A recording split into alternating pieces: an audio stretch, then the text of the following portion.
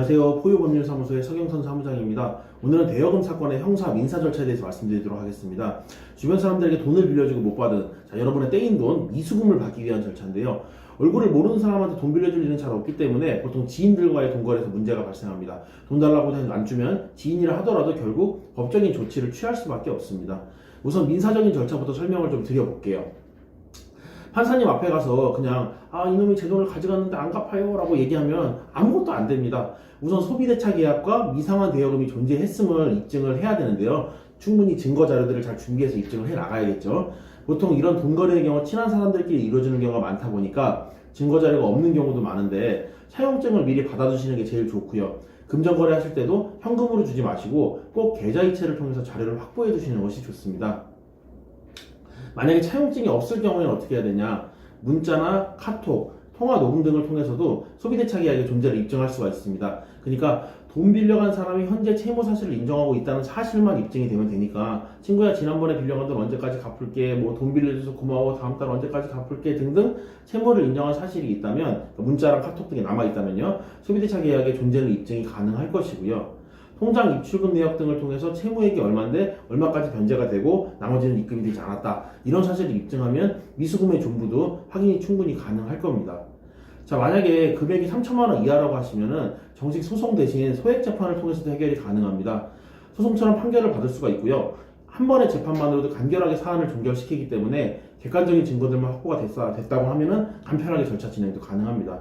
자, 그리고 일반인분들이 잘 모르시는 부분이 하나가 있는데, 채무를 변제할 때는 약정 이자가 만약에 있잖아요.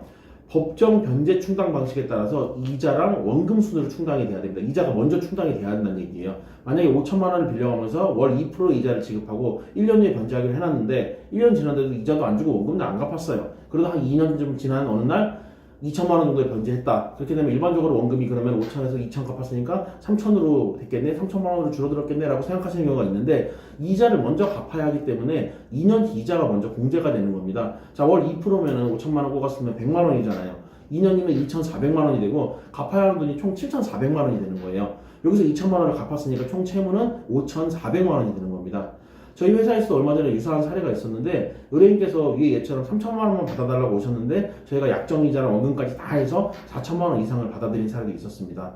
그리고 단순히 내 돈을 안 돌려준다고 사기죄로 고소하시는 분들도 계시는데, 형사 진행할 때요, 이때도 사기죄 범죄 구성 요건에 맞춰서 고소를 해야지, 요건에 해당이 안 되면 경찰 단계에서 불송치로 사건이 종결될 가능성이 높습니다.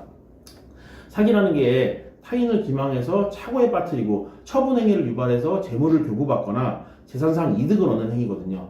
상대가 돈을 빌려가는 과정에서 나를 어떻게 속였는지, 어떤 기망 행위가 있었는지, 이 부분을 증거 자료들과 함께 체계적으로 입증하는 게 아주 중요합니다. 한번 불송치 결정이 되면 그 결정을 되돌리기가 상당히 어려워요. 그러니까 처음부터 잘 준비하시는 게 좋습니다.